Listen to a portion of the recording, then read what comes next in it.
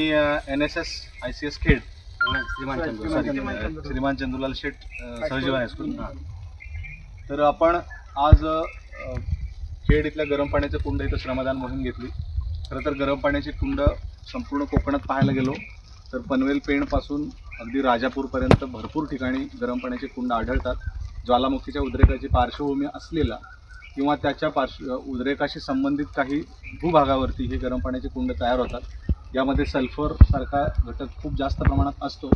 त्यामुळे बऱ्याच वेळा या पाण्याने आंघोळ करणाऱ्या व्यक्तींना स्किन डिसीज किंवा त्वचेरोग होत नाहीत किंवा कमी प्रमाणात होतात असं सायंटिफिक स्टडी सांगतो.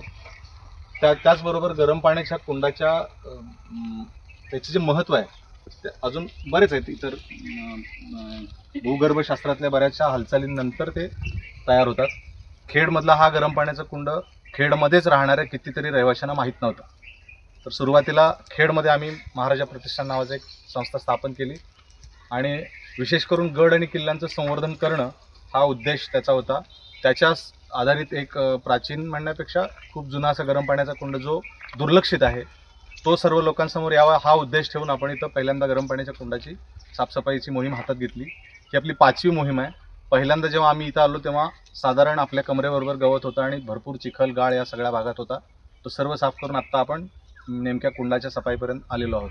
आज तुम्ही सर्व मुलं आलात, सर मॅडम आले, त्यामुळं जे काम आम्हाला 20 मोहीम करायला वेळ लागला असता ते एका मोहिमेत तुम्ही सर्व मुलांनी कंप्लीट करून दिलं. त्याबद्दल तुम्हा सर्वांचे मनापासून खूप खूप धन्यवाद. आणि त्याबरोबर अभिनंदनसुद्धा. अभिनंदन याच्यासाठी कारण अशा लोकोपकारक काम जे असतं तोच उद्देश NSSचा मुख्य आहे. राष्ट्रीय सेवा योजना जे म्हणतो राष्ट्राची सेवा करण्याची योजना आहे.